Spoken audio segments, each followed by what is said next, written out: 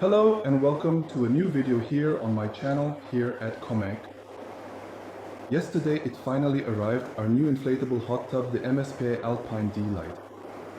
Of course I set up the pool right away and already enjoyed my first bubble bath in 40-degree warm water. If you want to know more about this inflatable hot tub, from setup to my first impressions, then stay tuned, it's about to start. To relax and unwind after a long day at work, I created a small spa area in the basement. Especially in winter, we can really relax in the sauna and at the same time strengthen our immune system. But up until now, we've had to do without a refreshing bath since our garden pool can't be used in winter. So what could be more obvious than setting up a small hot tub here in our wellness oasis? Unfortunately, the available space was limited. We only had just under 2 meters at our disposal. Most inflatable hot tubs, however, are between 1.80 and 2.20 meters in size. That's why we deliberately chose a smaller model. The MSP Alpine D Lite is square and has an external dimension of 1.58 by 1.58 meters.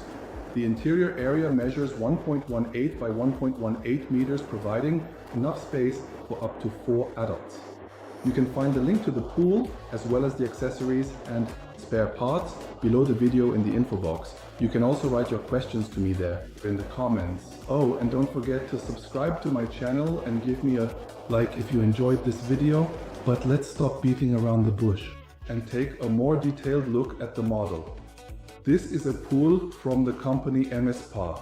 It's labeled as the Alpine model, but I actually bought it online under the name Tekapo. This inflatable pool has an external size of 1.58 by 1.58 meters and is approved for a maximum of 4 people with a height of just under 68 centimeters and a capacity of 650 liters. This model also features an integrated heater that can heat the water up to 40 degrees Celsius, which is quite warm.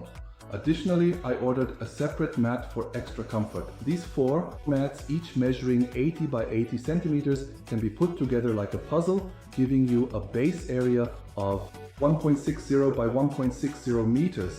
That should fit the pool pretty much exactly. Before I take a closer look at the individual components and set up the pool, I'll first put together the mat. It's just easier to work that way. Piecing it together is really simple. The ends are placed carefully on top of each other, making sure they are properly aligned and then pressed together to form a secure connection. I have unpacked the package, taking care not to damage any of the contents inside, and made sure that everything was included and in good condition before proceeding. The package consists of the following components. First, the pool itself, sealed in a bag, then the cover, which you can also use to provide the necessary insulation, a warning sign reminding you to check your home's electrical system beforehand. For testing, there's a tester included. You plug it into the socket and it gives you a signal whether the circuit breaker is faulty or functioning properly. Then included we have a filter cartridge, a filter insert, I assume that's what it is, and in addition there was also a small bag with spare patches in case something gets damaged. Then we have an adapter for the hose connection system, for the Gardena system, and a lever that you can use to adjust something. Now I'm going to take the pool out of its packaging and place it here on my blue mat. The protective film has been removed. The pool is still surprisingly compact. The material feels sturdy and very heavy, and as for the smell, you should imagine it like a freshly unpacked air mattress. It doesn't smell very strong though, so it's absolutely bearable, but you still definitely notice it. Now I'm going to first carefully pull the pool apart and set it up exactly the way I want to, so that I can inflate it later just the way I prefer.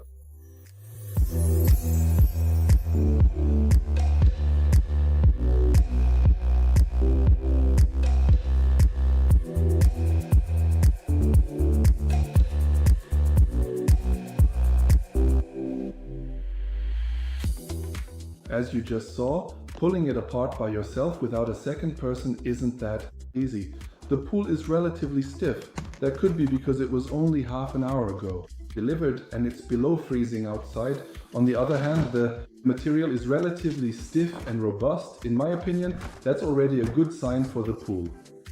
I think the easiest thing will be to inflate the pool so it takes its final shape. And for inflating it, I need this backside because the pool itself is self-inflating, which means I don't have to do it by hand. I've now freed the cable from the tons of plastic.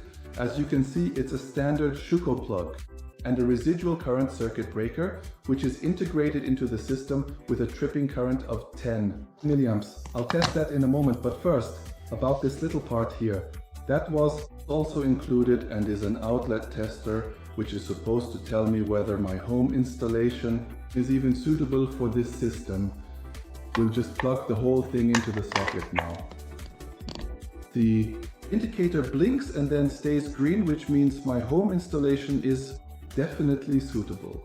And now the pool goes in, and there's an explanation here about the procedure. It's very hard to read even without a camera. Basically, this instruction says I should press the reset button. You hear a beep, so the system is powered. Then I'm supposed to do a test, which I just did. You also heard something mechanical trigger in this residual current circuit breaker, and to get everything working again, I press the reset button again. That means it's working so far. Let's continue with the inflation. There's an instruction printed directly on the back. The first step is to turn the whole thing to the left until it stops. Then I'm supposed to keep pressing the bubble button. Let's take a look at that. The display shows 8.5 degrees Celsius using the remote control. I can hear something now, some kind of noise, though I have no idea what that is. Now I'm going to press it for a longer time to see what happens.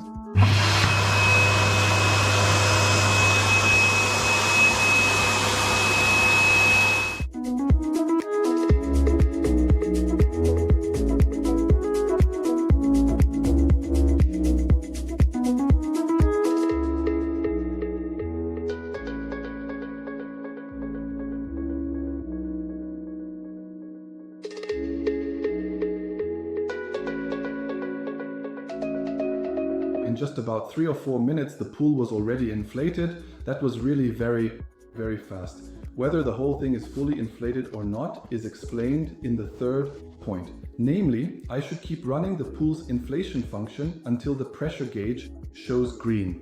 That was where my first question came up. The pressure gauge, where are you hiding? It's to the left of the display, this little component here. That's a manual pressure gauge. That means if the pressure isn't sufficient, the whole thing is on yellow.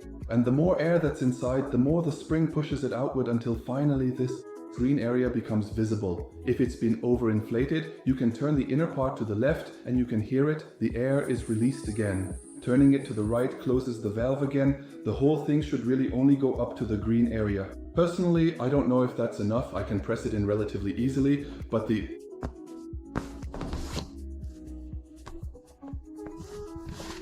pool as a whole is still very compact. If I push it here, you can see with just one finger, I'm moving the entire structure. So overall, it's actually quite sturdy. Now that I've completed the third step, I move on to the fourth step, which is to close this valve. Again, I turn it to off, and with that, the setup is basically done, and I can now focus on take care of the water. But before I do that, just one quick thing. In fact, I almost made a huge mistake just now. This underlay mat was included in the packaging, which also contains the cover.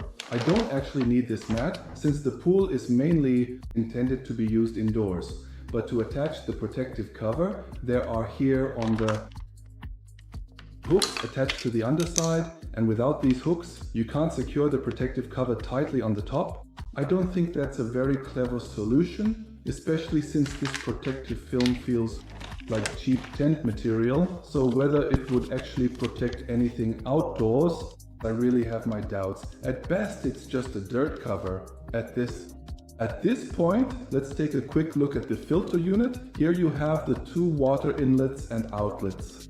The water is sucked in here, and here it is pumped out again. The pump block and the same are located behind this wall. You can open this filter inlet. For that, there's this little telephone receiver.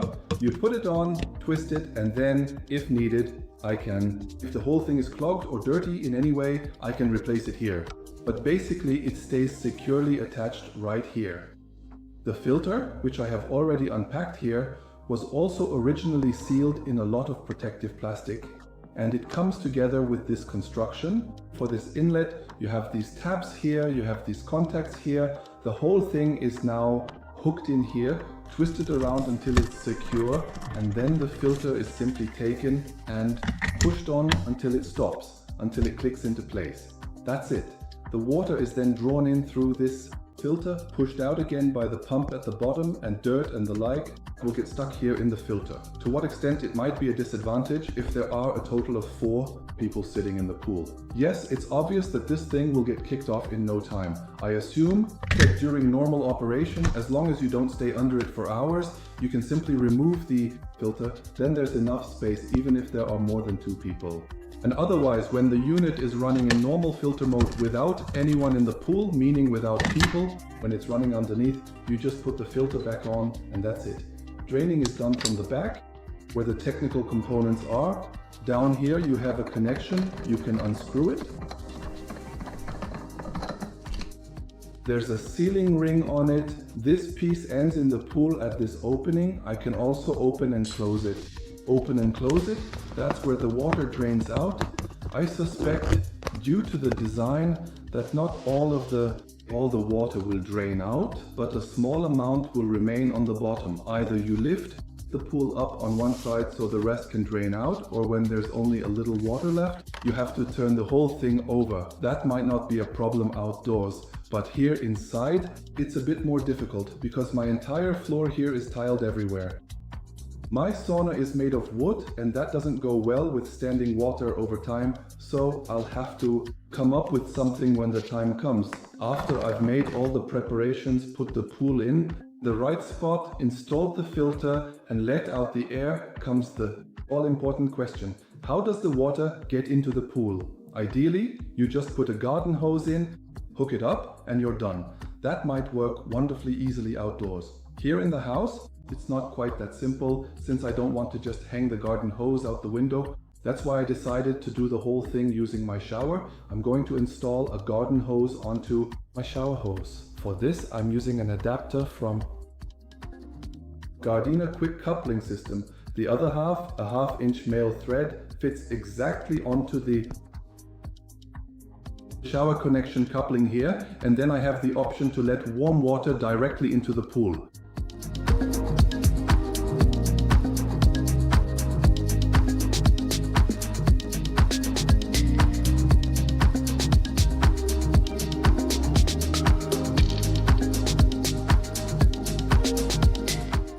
While I'm letting the water in, I can take this opportunity to talk a bit about the technical specs. With a total output of 2,100 watts, this pool is no slouch. 1,500 watts. The heater uses and the massage jets use 600 watts. The pool runs on 220 volts at 50 Hz, so it's no problem for the European system. The filter pump has a power consumption of 35 watts and can handle 1,325 liters per hour. The heater is approved for ranges from 20 to 40 degrees, or at least that's the range specified by the manufacturer. What's special about this MSpa pool is that it has a UVC disinfection unit. According to the description, there is supposed to be a UVC lamp somewhere in the pump assembly that automatically disinfects the water. The capacity for 4 people seems quite plausible to me when I look at the pool in its assembled state. When I originally read the dimensions of 1.58 meters by 1.58 meters for the exterior, I was a bit skeptical. After all, that only leaves 1.20 meters by 1.20 meters for the interior dimensions. 108 massage jets ensure that the water later bubbles pleasantly and powerfully, and to make sure it bubbles properly, you naturally need a lot of water, and for that 650 liters fit into this pool. By the way, the heating performance is specified as 2 to 2.5 degrees per hour. That's pretty impressive. The weight without water is 21 kilos. The package was still fairly easy to carry, although it's definitely better with 2 people. However, I doubt that I could repack the pool so easily that it would fit back into the original packaging. Speaking of packaging, in addition to the MSpa pool, the package also includes the wired full function remote control, the insulated cover with quick release fasteners, 2 filter cartridges with mesh covers, an inflation hose with pressure gauge, a garden hose adapter, a repair kit, and a German assembly manual. It took a good hour and a half to fill the water up to between the two markings. On the side, you can see a minimum water mark and a maximum water line. I've now stopped filling right in the middle between the two lines. My pool thermometer currently shows a temperature of just under 38 degrees. That means the temperature that the pool heater, which this has, is almost reached. So it's time to give the whole thing a dry run. For this, I take the plug into the socket as prescribed. First the reset, yes it works. Then the test, which also works as expected, and then we reset the system again. And finally, the remote control comes into play.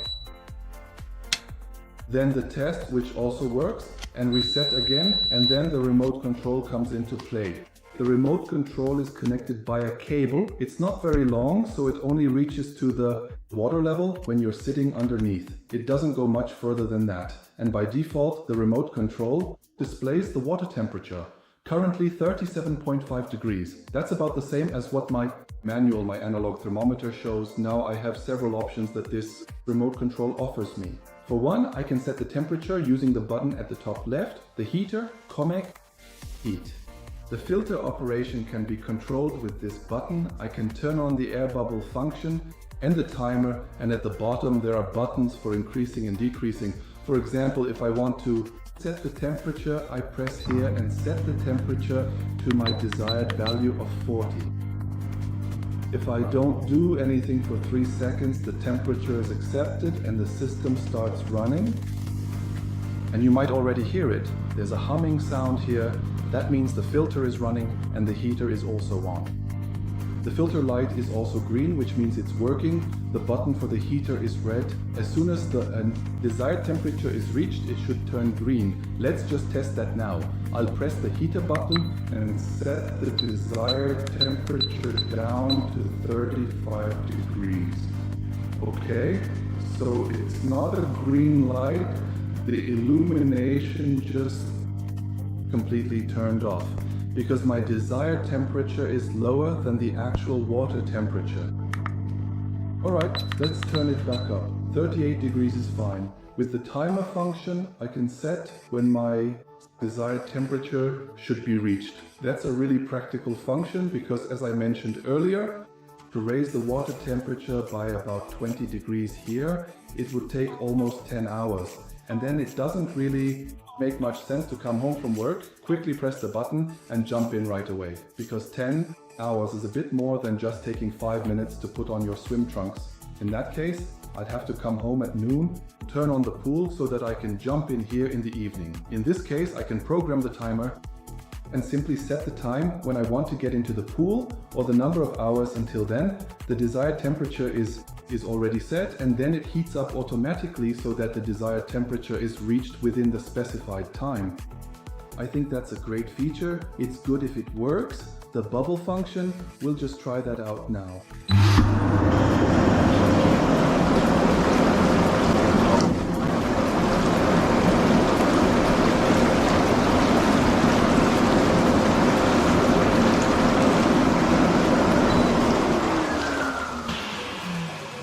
Okay, this thing makes bubbles. It's fun to watch, and I'm already looking forward to my first jump into the hot tub. There's going to be some real steam.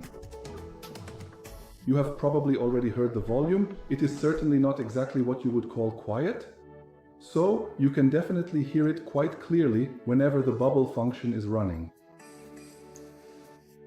When you're sitting around it, it might not be quite as loud, but that's something that could bother me a little. I'll have to see if that really makes a big difference. So that's it for the setup and installation. Now I'm just going to put on my swim trunks, jump into the pool and test it out. But before that, just for the record, let me introduce the cover. The cover is included with the pool. It is placed over the pool and then fastened here using these Velcro straps and these snap fasteners, and is supposed to protect the pool from dirt. It's also supposed to have an insulating effect. I don't really believe that though, because the material is relatively thin and doesn't have an additional air cushion. I just put the cover on as a test. It's actually not that easy to do alone, because as soon as you try to hook it on one side, it slips off on the other side since the tension is quite strong. But it works. I managed to do it by myself. I can press it down quite a bit, and overall the whole thing sags. That means if it rains and this pool is set up outdoors, you'll regularly have a puddle of water in here. In and of itself, that's not really a problem because the cover is waterproof. That means no rainwater can get into the pool. But every time you take off the cover to splash around underneath, rainwater will be able to get into the pool. That means you definitely need two people who can flip the whole thing over quickly enough so that no water gets into the pool. This could have been solved differently, could have been done better. That was my introduction to the inflatable whirlpool, the MSpa couple. I'm going to try this thing out for quite a while now, at least for one season. Afterwards, I'll make a follow-up video sharing the experiences I've had with it. I'll report on how things are with electricity costs, how it is with water consumption, and of course I'll definitely address the topic of humidity down here in the basement. If you want to know what I have to say about it, subscribe to my channel and hit the bell so you don't miss any of the upcoming videos. Otherwise, take a look at the video description below. I've included all the relevant links for this video as well as product links there. I'd be happy if you gave my video a thumbs up, and otherwise have fun bathing. Wishing you all the best, Comaik. See you next time. Bye.